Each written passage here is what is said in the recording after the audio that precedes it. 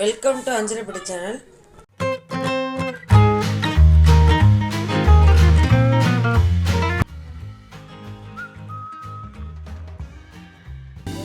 வெண்டைக்காய் புளி பச்சடிக்கு வந்து நெல்லிக்காய் அளவு புளி எடுத்துக்கோங்க. தண்ணி ஊற்றி ஊற வச்சுக்கோங்க. ஒரு கப்பு தண்ணி ஊற்றி 20 நிமிஷம் நல்லா ஊறணும். ஊறதுக்கப்புறம் கரைச்சி வச்சுக்கோங்க.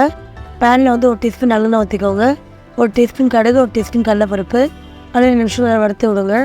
ரசம் அதுக்கு நல்லாயிருக்கும். இட்லி தோசைகளும் நல்லாயிருக்கும். அது 10 வரமிளகா போட்டுக்கோ. நல்லா தடிச்சிட்டு 1 கப் புளி வாட்டரில் பாதி ஊற்றிருக்கேன். திக்கானது வெண்டைக்காய் வந்து 1 கப் போட்டிருக்கேன். போட்டு நல்லா புளியும் நல்லா மிக்ஸ் பண்ணுங்க.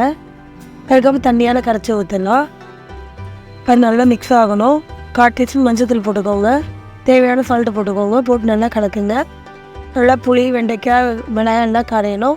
மீதி உள்ள தண்ணியை வந்து ஊற்றிடுங்க. 1 கப் தண்ணி டோட்டலாக ஊற்றிட்டு 3 நிமிஷம் நல்லா வேக வச்சுக்கோங்க. நல்லா வெந்துடும். அது புளி மிளகாய் எண்ணத்தோட ஒரு 1/4 கப் போல் வெள்ளம் சேர்க்கணும். நல்லா அது கொதிக்கிட்டோம்.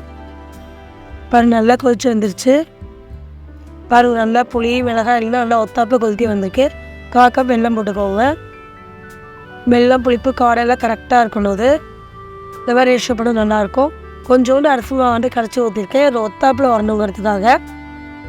இது நல்லா திக்காக அப்புறம் ஒத்தாப்பில் வரும். 1 டீஸ்பூன் நல்லெண்ணெய் ஊற்றிக்கோங்க. பாருங்கள் கார்னிஷிங் வந்து கொத்தமல்லி போட்டிருக்கேன். ரெடி ஆகிடுச்சு பாருங்கள். இது நல்லாயிருக்கும். பிடிச்சவங்க லைக் பண்ணுங்கள், ஷேர் பண்ணி சொல்லுவாங்க. தேங்க்ஸ் ஃபார் வாட்சிங்.